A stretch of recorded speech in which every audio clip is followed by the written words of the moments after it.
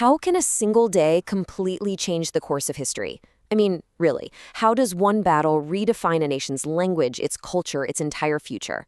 Well, we're about to find out because we are diving into one of the most important dates in all of history, October 14th, 1066. This is the story of the Battle of Hastings, and it really did all come down to this. One hill, one brutal day-long fight. And when the sun finally set, the entire Anglo-Saxon age was over. A new England was about to be born. So how does that happen? How can a single military clash totally reshape a country's destiny? To get to the bottom of that, we actually have to rewind a few months, way before the first sword was even drawn. You know, every great conflict needs a spark. But for the Battle of Hastings, it wasn't some loud declaration of war. Nope, it all started with a quiet death, an empty throne, and no clear person to fill it. This is what historians call a succession crisis, basically a giant power vacuum at the very top. And if there's one thing we know from history, it's that ambitious people cannot stand a vacuum. It was the perfect storm for a full-blown conflict.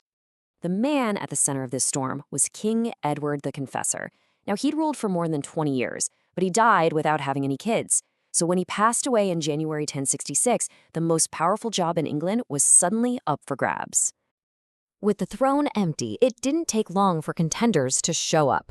Three powerful men immediately stepped forward, and each one believed he was the rightful king. This was way more than a simple argument. It was a three-way international showdown for the ultimate prize. So let's meet our players. First, you've got Harold Godwinson. He's the insider, a super powerful English noble, and the English council picked him to be king. But just across the channel, you have William, the Duke of Normandy, who says, hang on, King Edward promised the throne to me years ago. And then, just to make things extra complicated, from the north comes the legendary Viking king Harold Hardrada, who brings up an old treaty. Three men, one crown. You just know this is only going to end one way: war. Now, before Harold Godwinson could even begin to deal with the Norman threat from the south, a whole other problem appeared.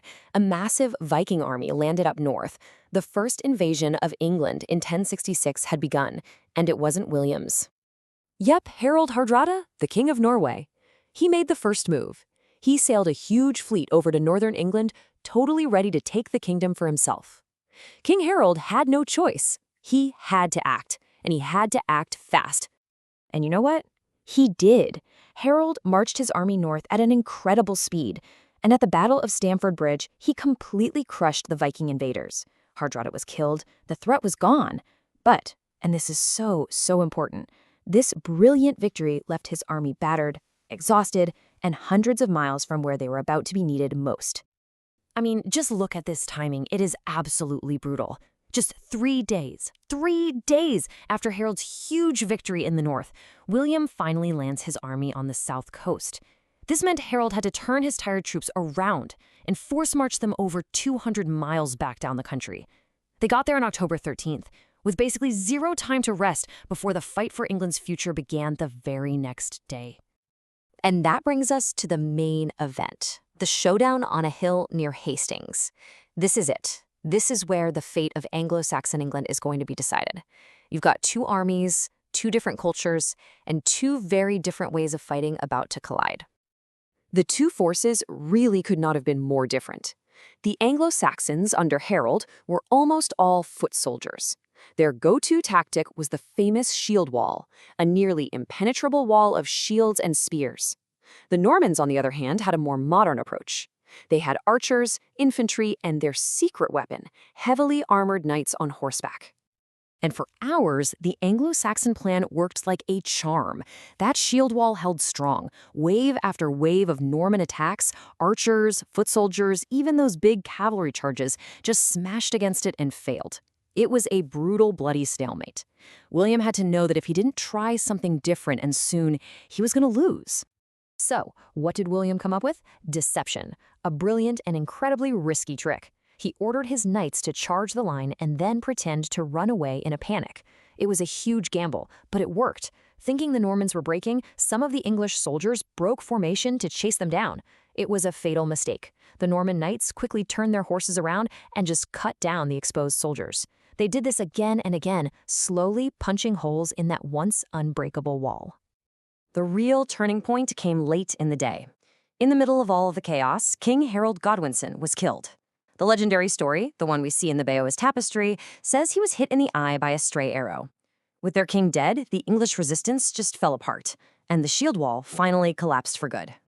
So, William had won the battle, but now he had to win the kingdom. The victory at Hastings wasn't the end of the story. It was just the beginning of a total transformation of England that we now call the Norman Conquest. William marched his army straight to London, and on Christmas Day, 1066, he was crowned King of England in Westminster Abbey. The Norman era had officially begun. So what did this actually mean for England? Well, the changes were huge and they were immediate. The language of the government and the rich switched to Norman French.